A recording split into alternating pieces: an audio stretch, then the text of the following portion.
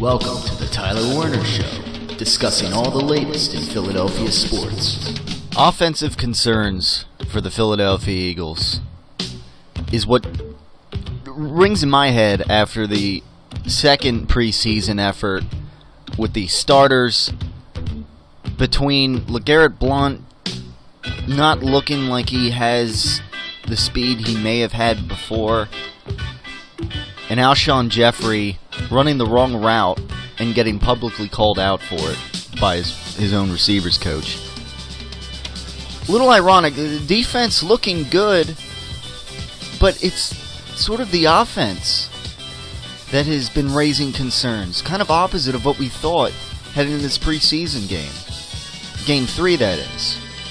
Last chance to see the Eagles starters until the regular season. What will they show us in Game 3? And now, here's Tyler Werner.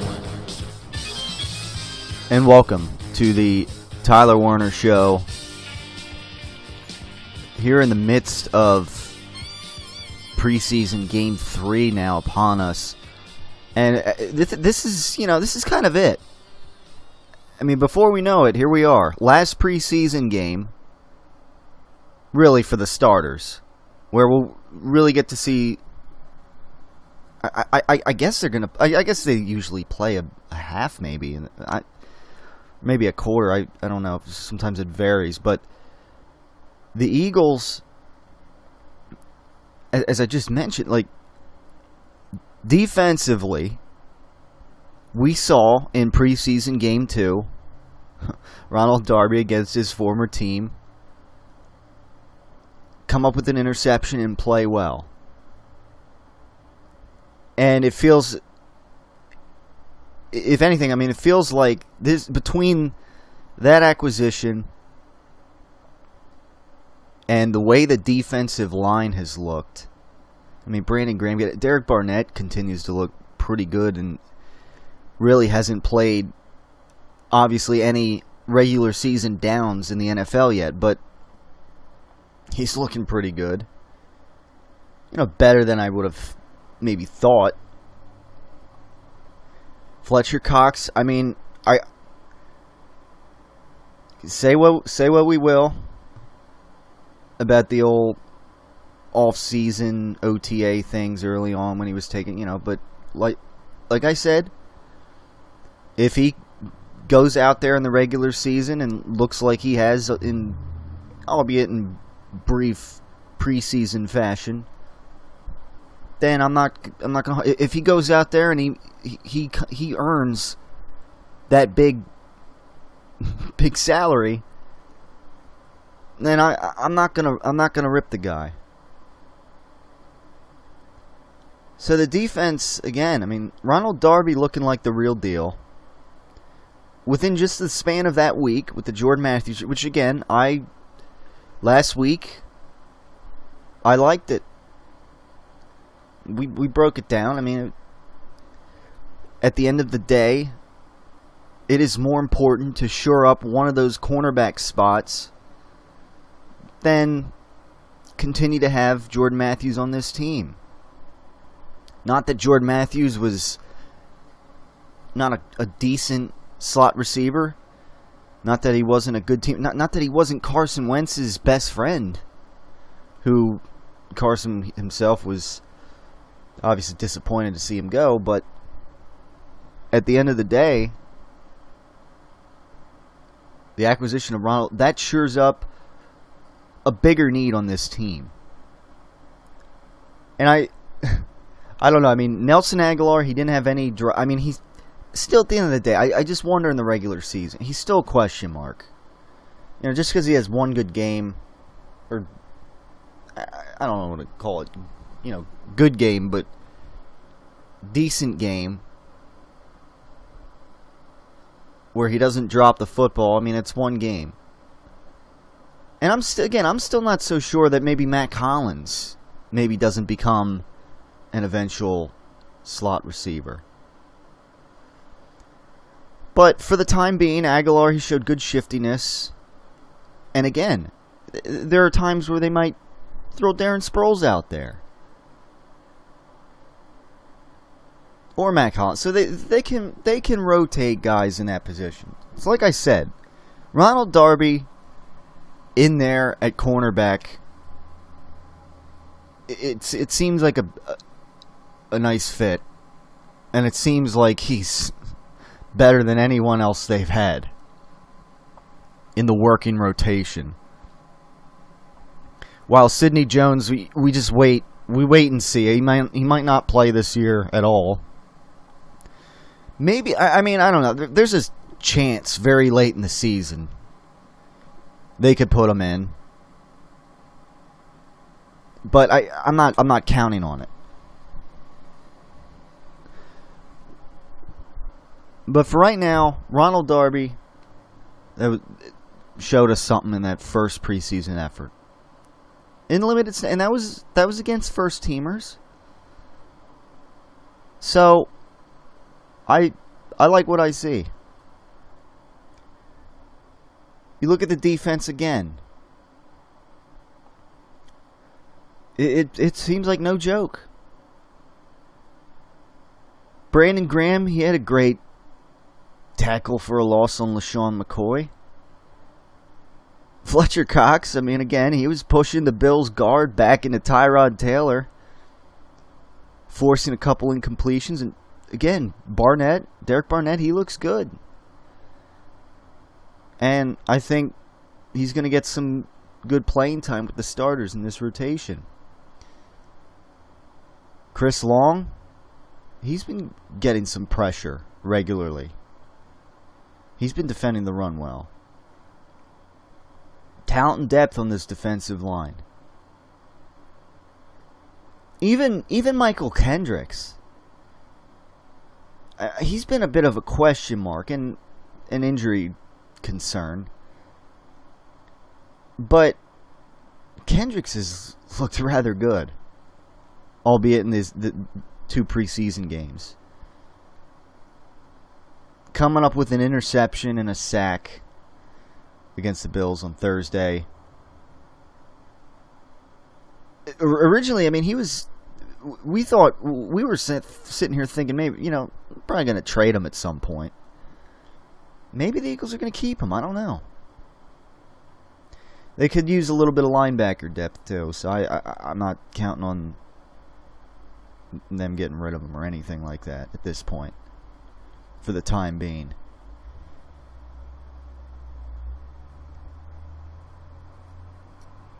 But again, that kind of brings us back to the offense, whereas the defense has looked pretty solid. We go over to the offense. Now, most importantly, quarterback Carson Wentz has been looking pretty good in preseason and in practice.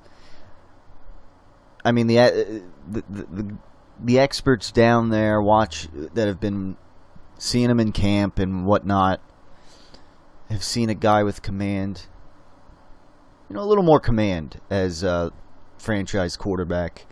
And while this team, we've really yet to see them throw any deep balls or anything, overall Carson Wentz has looked pretty good. And the offensive line in these preseason games has not been in the best shape, with some guys sitting out, of course, and having a couple replacements out there, if you will. But still, it needs to be better. I mean, Brandon Brooks was out against Green Bay.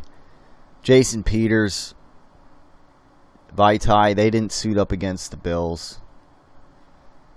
So but the depth is a little bit of a concern here, because again, a couple guys go down. Is this offensive line going to struggle?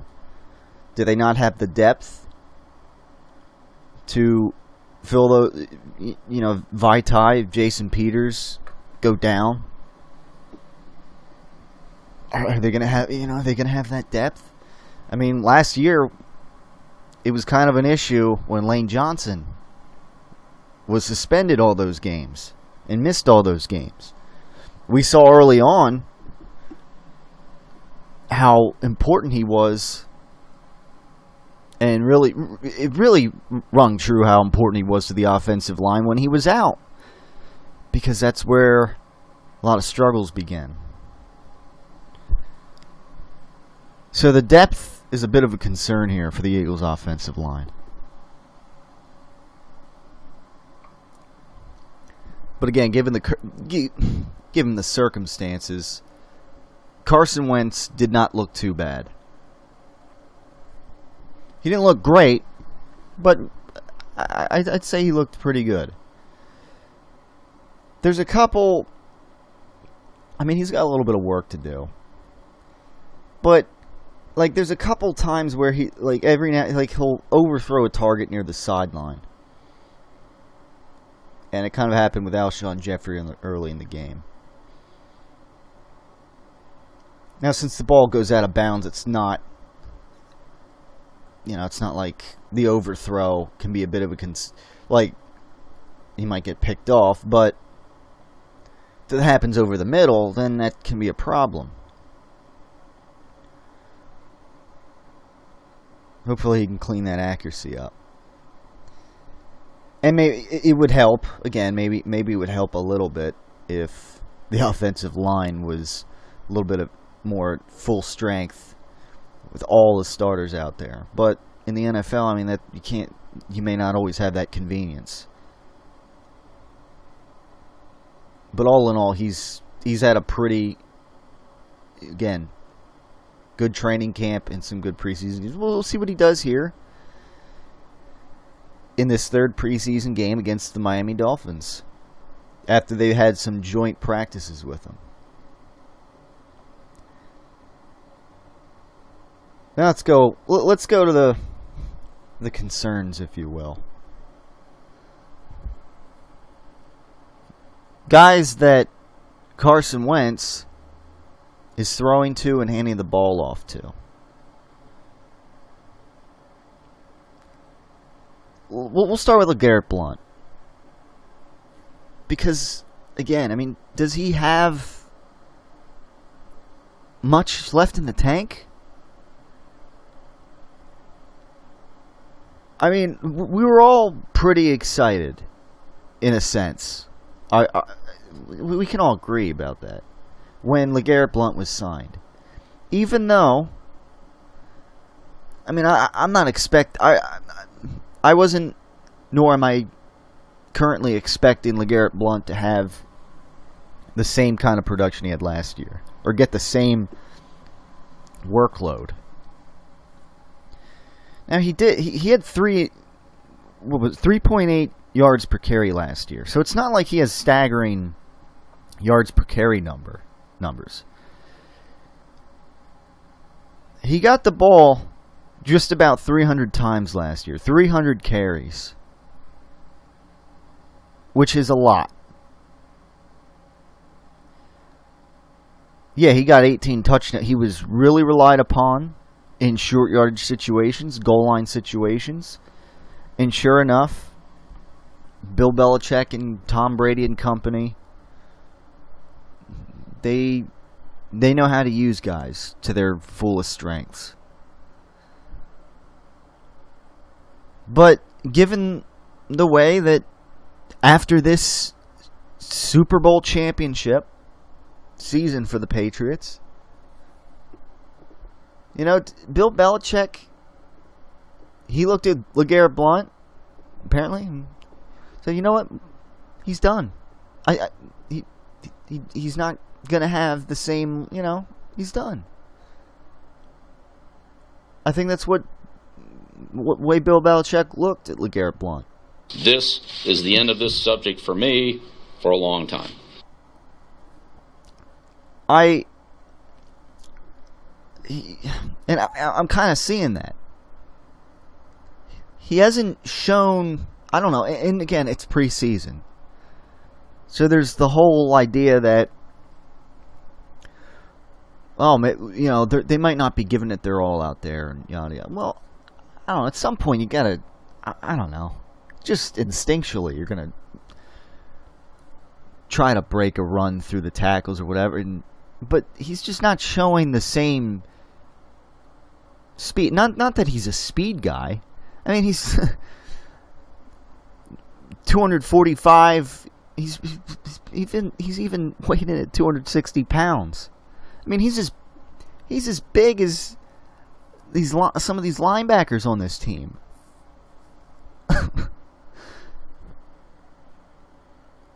But again, he's not. I don't know. He doesn't. He seems like he's lost a step, and it's not a huge surprise given the workload he had last year, and that given historically in the NFL in recent memory, you have a heavy workload like that when you're, especially when you're around 30 years old. That's a lot of mileage. And it's not a huge surprise to me. But I'm just wondering, he can't have that kind of workload. He's not. It doesn't seem like right now he's going to be that productive. I mean, yeah, maybe short yardage situations they might bring, but other than that, he's not showing signs that he can be a full-time back. And I think that's what we were hoping originally that the acquisition of him would do. But as far as getting 18, 20 carries a game, it's not looking like that will be the deal here. And that's the thing. You don't have any... You have this running back by committee thing. And that's not really going to get it done.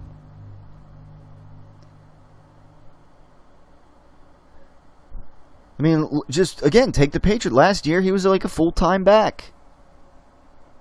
And you'd bring in a change-up guy every now and then. I mean, they didn't have Dion Lewis for pretty much most of the year last year, so that was understandable. They didn't use him as much. But, again, I don't know. Like, Bill Belichick, he's got this way about him where, like, he plucks fruits off of a tree. Like, he knows when they're ripe, when a guy is, and when he's going to come in there and be used for what. And then, I don't know, like, before the fruit, goes rotten or whatever, or, I don't know, whatever you want to call it, before he gets rid of them. And that might be the case here with LeGarrette Blount. And Alshon Jeffrey.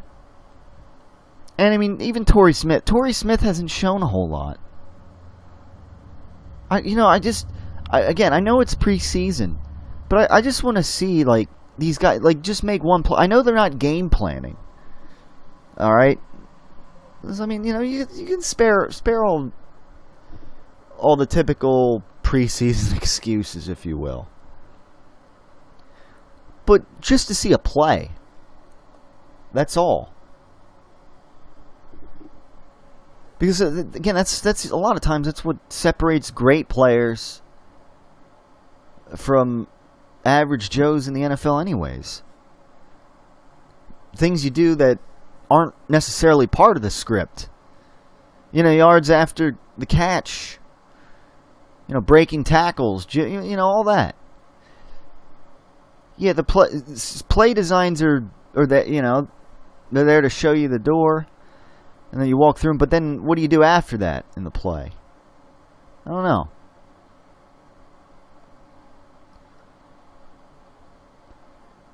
And obviously with Alshon Jeffrey running the wrong route, and then, it's one thing if he's going to, whatever, make a mistake or whatever in a preseason game. But apparently, wide receivers coach of the team called him out publicly. And when a coach does that, there's an issue. That means they're, like, kind of fed up about, like, maybe calling him out behind closed doors isn't working. And Alshon, I mean, this is a 1-year deal. Prove it and earn a bigger deal the next year kind of deal. If I can continue to use that word. And here, apparently, he's behind on things. And running the wrong route and getting called out for it. So offensive concerns are a main topic of conversation. Because we can't, this offseason, after these acquisitions they made, these were designed to fix problems they had last year in offense. We're going to hear from Doug Peterson today as well. Press conference earlier today after their final joint practice with the Miami Dolphins before gearing up preseason game 3 against them. I don't know about that. Some little NFL camaraderie between the Miami Dolphins and the Philadelphia Eagles before their final preseason games where the starters suit up. Let's word it like that. Preseason game 4, they're just whittling down the rosters, backup, second, third, and even fourth stringers to make the final cuts. Stay tuned for more on the Tyler Werner Show right after this. The champion of game day catering is the official meatball of the Tyler Werner Show, Brady and Belichick's slow-cooked Italian meatballs. We prepare our balls over time, and that's the essence of the preparation. On top of that, another trademark of Brady and Belichick's slow-cooked Italian meatballs is Brady's signature rubbing process. When I pick balls out, to me, they're perfect. I don't want anyone touching the balls after that. I don't want anyone rubbing them. To me, those balls are perfect. What is a concern is the texture of the balls, and again, that's the point that Tom hit on hard. The champion of all game day catering dishes is Brady and Belichick's slow-cooked Italian meatballs, the official meatball of the Tyler Werner Show. What is it about good sex that makes me have to crap? Guess it's all that pumping. Pump and dump. Pump and dump. Never stop the pumping. Always keep her satisfied. Pump and dump. You really jarred something loose, Tiger.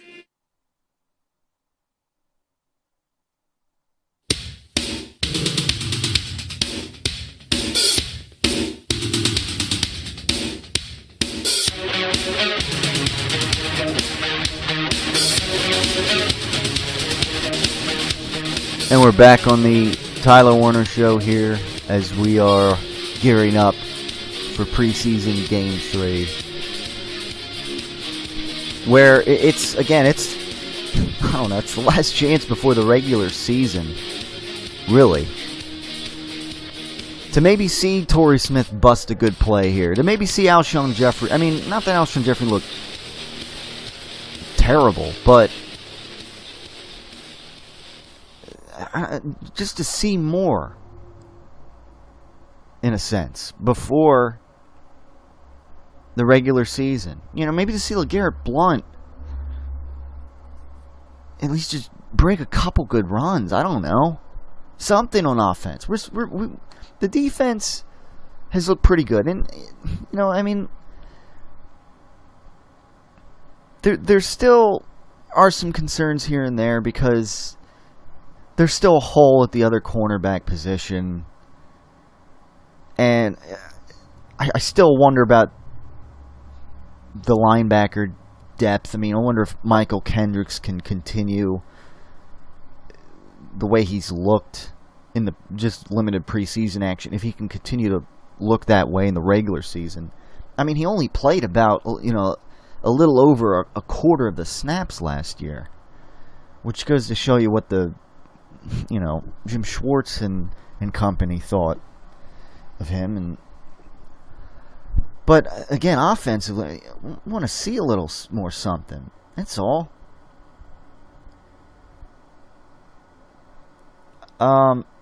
Alshon Jeffrey, Torrey Smith. I just want to see a good couple of plays out of him. And out of the running game again, I mean, Wendell Smallwood, yeah, he might look the best, but injury concerns with him, and even so, I mean, he's looked the best in a crop of running backs that hasn't looked great, where like any of them can emerge as a consistent, reliable, full-time running back. Some are saying Corey Clement could be, and some people are, there's I guess a little bit of a debate. I mean, I don't know if it's, I'm pretty sure it's Clement. Some people are pronounced like Bill Clement or whatever. Like, I don't know. I heard it's Corey Clement. He could maybe be pushing for a roster spot, but still, limited preseason action. Again, I don't know if we you sit here today, and you just think to yourself, who's a full-time, who's the Eagles like bread and butter running back? They don't have one. Like, you sit here and like the running back picture, it's not clear. Whereas you look at other teams around the league, I mean, it's clear, or at least a lot of the teams. There are other teams. It's yeah. We know who the running back is. We know the Cowboys. I mean, Ezekiel Elliott, yeah, he's going to face a suspension, but isn't it nice that otherwise they know, like, this is running back one, and then Alfred Morris will come in every now and then as a change-up back or as a relief back. The Eagles, it's like this big bullpen situation with the Phillies or something. It's just not set in stone, and usually it's a bit of concern.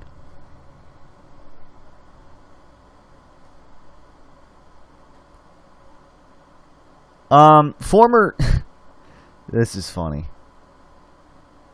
Former teammate, obviously the Chicago Bears, Jay Cutler thinks Alshon Jeffrey will be fine.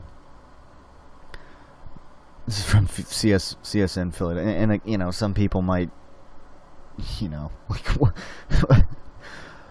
when they think of Jay Cutler,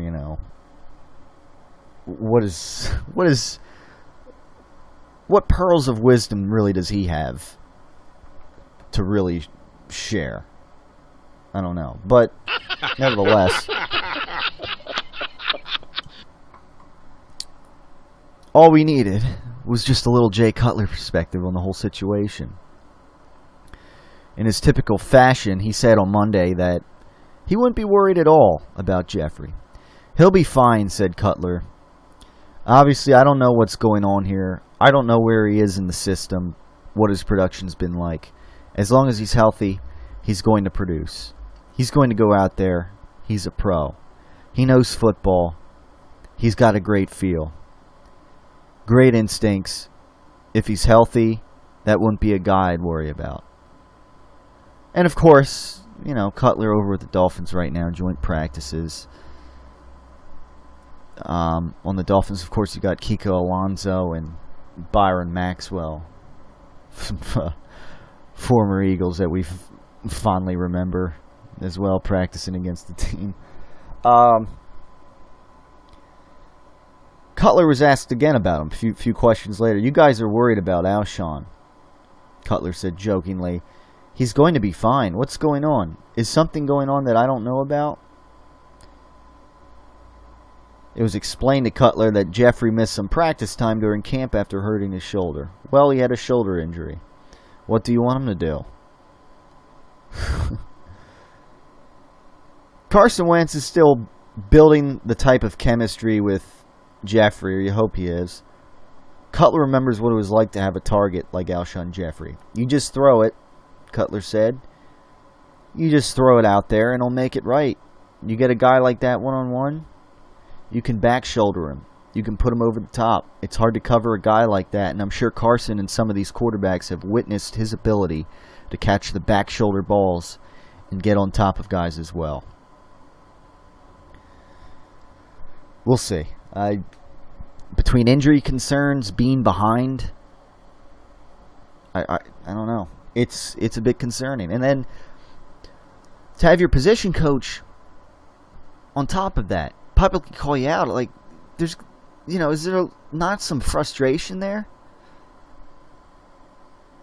That's what it sounds like to me. Where behind closed doors, I guess calling Alshon Jeffrey out in a, again, mind you, a prove-it contract year. It's concerning. It's concerning.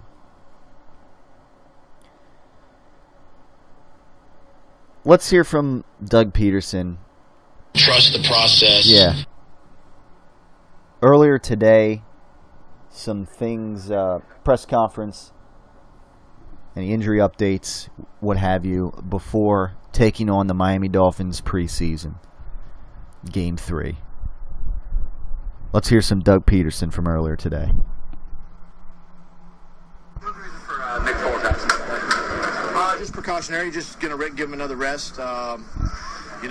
Nothing serious, nothing major. Just keep resting that thing. He got a lot of throws in these last couple of days, so just wanted to take a little off him today. So he was okay today, heading into today, the same as he was yesterday. I haven't made that decision yet, based on what I feel how much the starters are going to play. What's Jordan Hicks and Brandon? Both of them are day-to-day. Jordan Hicks, lower body. Brandon's obviously an upper body injury, but they're day-to-day, and just going to continue to monitor them and see where they're at end of today. Can you be a little more specific, other than lower body and upper body, below the waist? Above the waist. What in particular for Brandon? Let's see.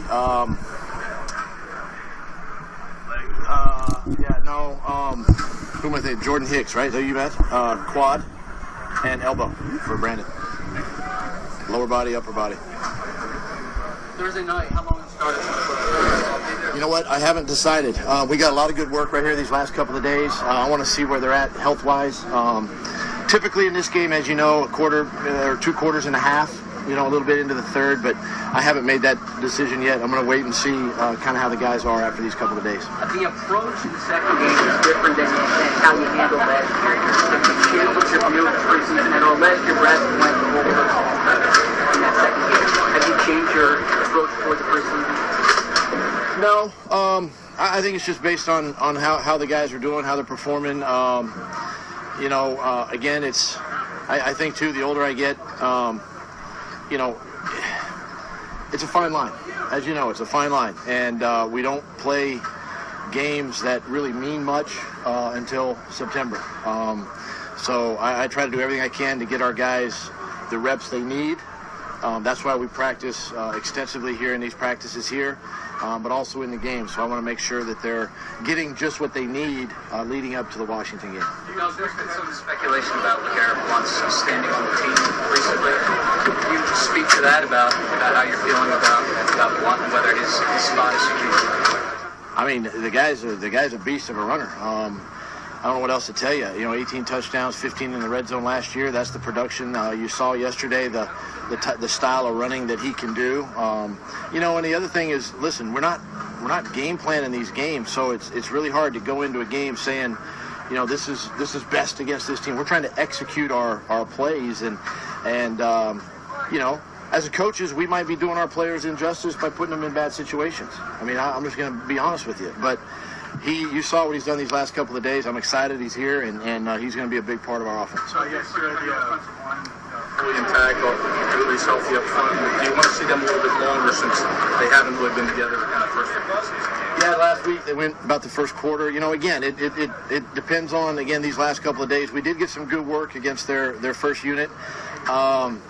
I'll make that decision either later today or tomorrow, and see where they're at. Because I don't want to put them in any kind of harm's way with all the, we're 2 days removed now or 2 days to a game, and they got a lot of good work today. So I'm hoping to get them more work than last week, but we'll see where, in the next couple hours.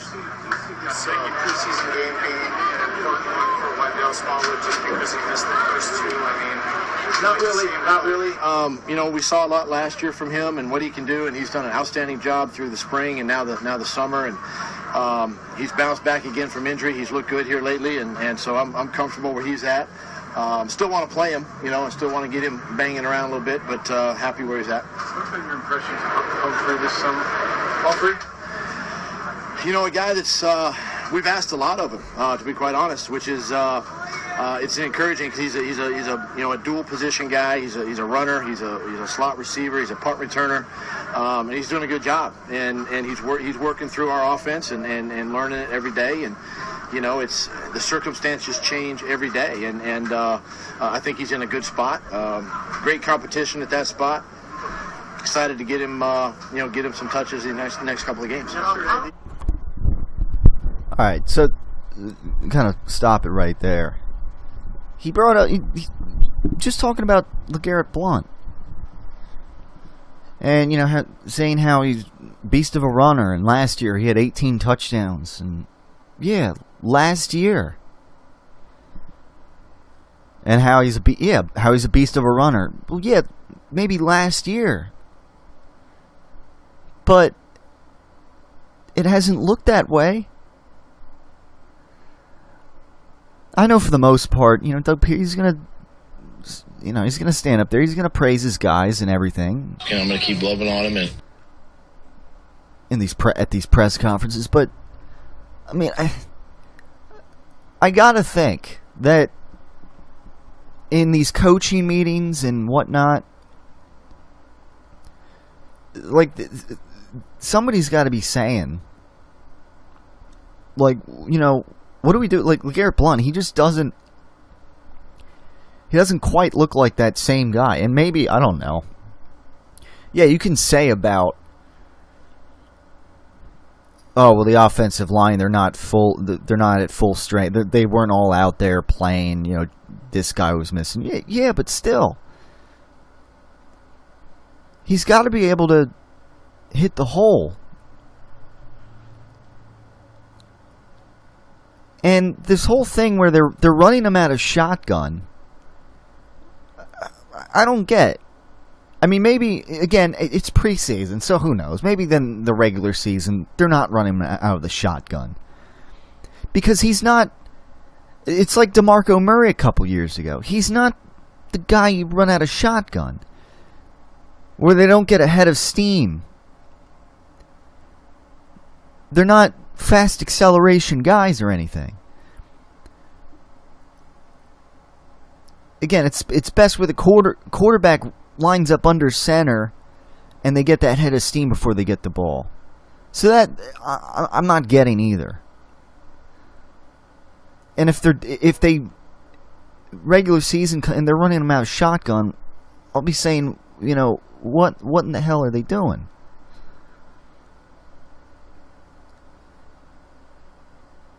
But at the same time, I got to think that, in these coaching meetings, like, do they not see, like, he just doesn't quite look like maybe the same LeGarrette Blount of old.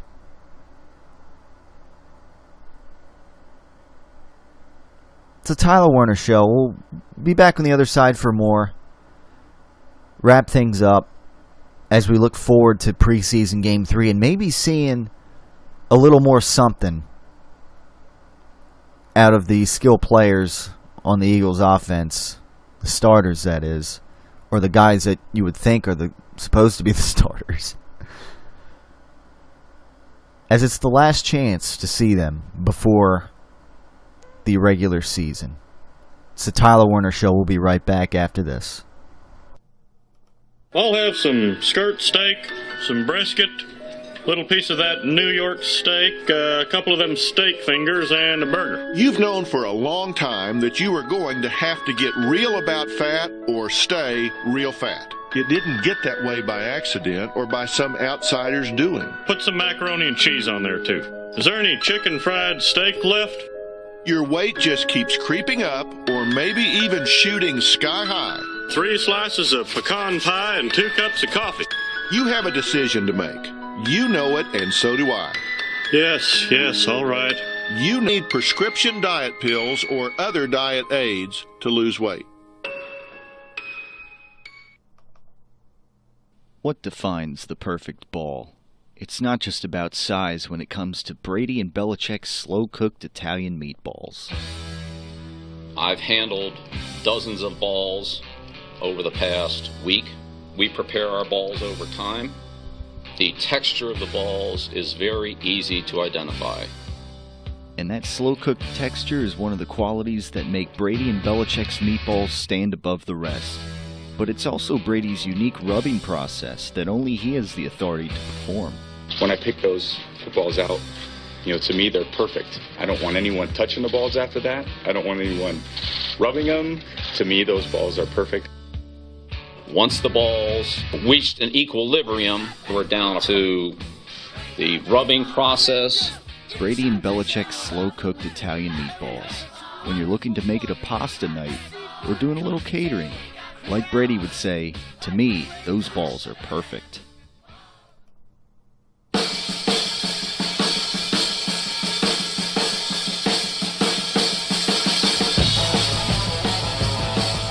We're back on the Tyler Werner Show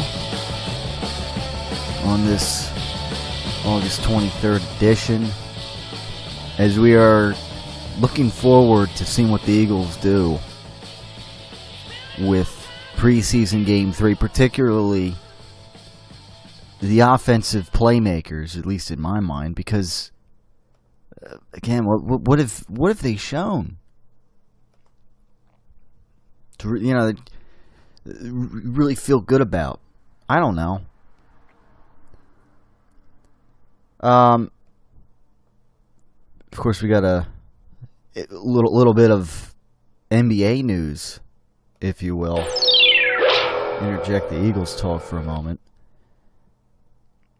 Kyrie Irving has been traded, as he's been desiring to be traded, to the Boston Celtics. Celtics, again, quite a summer they've had in the trade circuit. But basically, they sent Isaiah Thomas, Jay Crowder, Brooklyn Nets 2018 unprotected first-round pick, and Ante Zizic to the Cleveland Cavaliers in exchange for Kyrie Irving. It's a kind of a package deal here that the Celtics have given to the Cavaliers for Kyrie Irving. He just wanted out of Cleveland. I'm not so sure why, but Boston.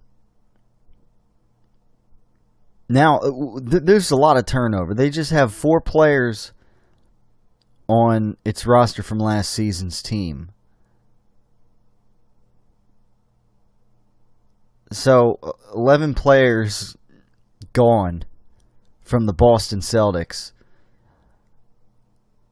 From a team that lost to the Cavaliers in 5 games in the Eastern Conference Finals.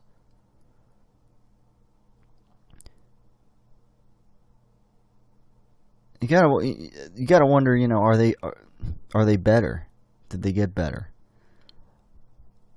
Vegas, apparently the Vegas odds, as far as Eastern Conference teams, the team to come out of the Eastern Conference, it's still 5-8 in favor of the Cleveland Cavaliers.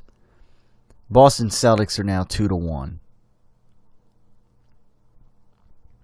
So it still goes to show you where the money in Vegas seems to lie as of now. He wants your money! But there you go. Blockbuster trade. That's going to be... Because, I mean, again, arguably the two teams that are expected to meet in the Eastern Conference Finals in the NBA again this year. I don't expect that. Unless our 76ers have something to say about that. But nah, they'd be just getting carried away. And they're not quite at that level yet. To be vying for the Eastern Conference title. But at least a playoff year, at least in the mix. And I don't know, maybe potentially facing off against one of those teams in the first round of the NBA playoffs. And, you know, likely getting shut out, of course. So we're talking Eagles, obviously, at this point. It's late in the show. Tuning to this point, of course, on this podcast, then, of course, you would know that by now. But sometimes I speak as if it's live radio and, you know. But anyhow, we listened to some Doug Peterson in the previous time slot there, and I guess kind of calling LeGarrette Blount a beast of a runner and kind of rehashing some his stat line of last year with the 18 touchdowns and last year. Yeah, again, I just want to emphasize this because to me, there's concerns, at least in my mind, from what I'm seeing out there. Not at full speed, maybe. You know, LeGarrette Blount, to me, it looks like he kind of lost a step. And it's, you know, it's not nothing earth-shattering. It goes back to the 299 carries he had last year. I mean, that's great. Yeah, he suited up every game and yada yada. He was productive with touchdowns and in short yardage situations, but, you know, took a pounding in a sense. And doesn't totally look like the LeGarrette Blount that we've known previously. At least so far. And Alshon Jeffrey, again, this is a first-year wide receivers coach here for the Philadelphia Eagles, and he's calling them out publicly. That doesn't sit well with me at all. Nor should it sit well with any other Eagles fans. That's a concern-raising situation there. Running the wrong route and publicly getting called out by a first-year wide receivers coach here.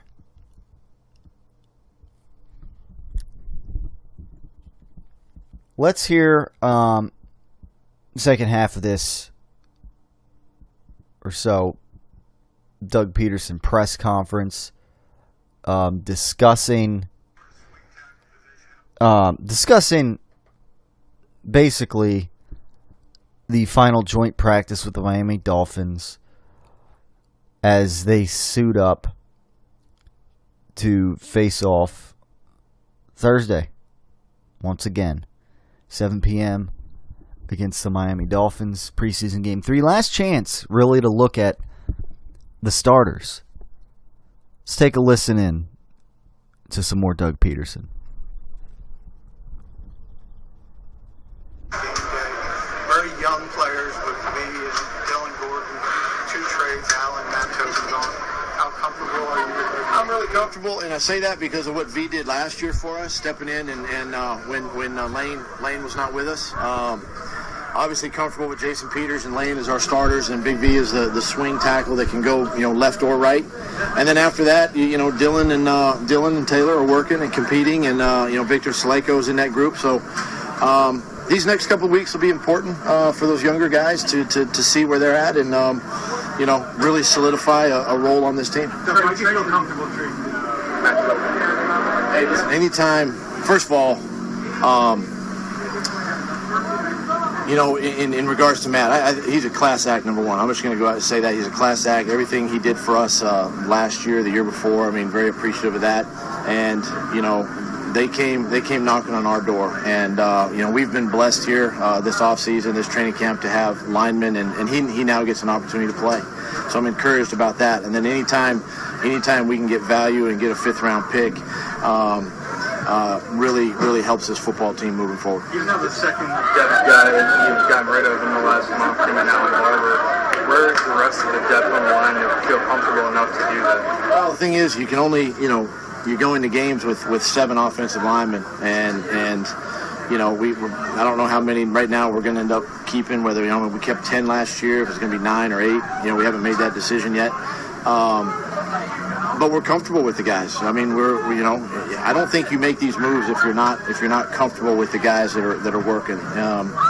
And so with that, with Dylan working every day, Taylor working every day, this is a great opportunity for them and for us to see what they can do now moving forward. It's likely going to be the last time you see Carson before the Raiders on Thursday. What would you like to see? What's the most important thing to get out of this game? Yeah, I think as just the first unit overall, just a little better execution. We need to start a little bit better, start the game a little bit better. You'd love to see points, obviously, and score maybe a couple of times. But we just need to clean up. We had too many penalties last week. The turnovers are, even though maybe it's not the first unit, but just the execution, the penalties, the turnovers. We need to come out and play a clean football game. Coach, two more, please. Bryce Trent's got caught. What did you think of that play? Well, listen, it's all about player safety in this league. The league obviously deemed it a hit on a defenseless player. When I saw the hit, it appeared that he did hit him in the neck, the head and neck area. So the league obviously came down with their ruling, and we got to live with it. Coach, right here. As far as your playing days go, where does coming in as a backup and winning John Schuler's record-breaking game rank for you? For me, it ranks right underneath the Super Bowl victory I had in Green Bay. In fact, it was right across the street, the vet, in November. So got a lot of fond memories of that year, and I love seeing highlights of that game and being a part of that team that year. And it's a crazy business, and everybody thinks it was Dan Marino or Scott Mitchell that had that victory, but it was just little old me. And to throw the ball 6 times in the entire football game just goes to show you what type of team we had that year. So yeah, it's a Super Bowl is one, and that's a 1A. Right. Thanks, guys. All right, so there's the second half there of that Doug Peterson press conference. I don't know, nothing much exciting there. So we'll look at, we'll see. Joint practice is wrapped up with the Miami Dolphins, and preseason Game 3 underway for the Philadelphia Eagles. What are you looking to see? The defense, again, they've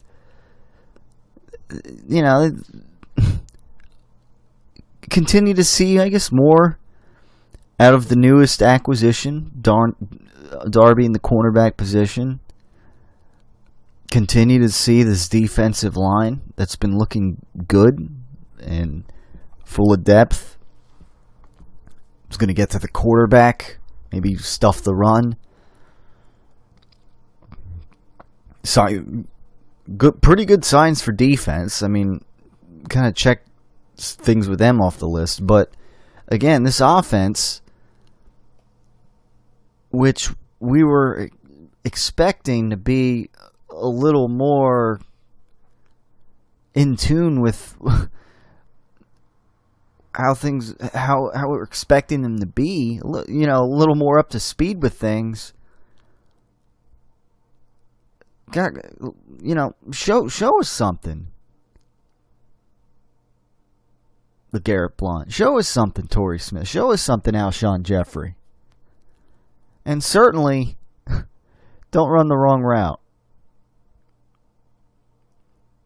But then again, I mean, even if you do, it's only preseason. So that's the old saying goes, right? But no, I just feel a little more confidence here in this Eagles offense, in these guys that were brought to this team to plug in holes. Whether it be for one season or not. Because it's important, you know, it's important for the development of Carson Wentz. For these guys to perform. Especially Alshon Jeffrey and Torrey Smith. Guys who Carson Wentz is, you know, supposed to have as main targets. So we shall see how things pan out. In Game 3, final chance to see the starters before the regular season. And we will discuss on the Tyler Werner Show down the road again. And before you know it, we'll be in the midst of the regular season for 2017 for the Philadelphia Eagles. It sounds great. It does sound great. We'll talk to you next time on the Tyler Werner Show. Have a great rest of your week.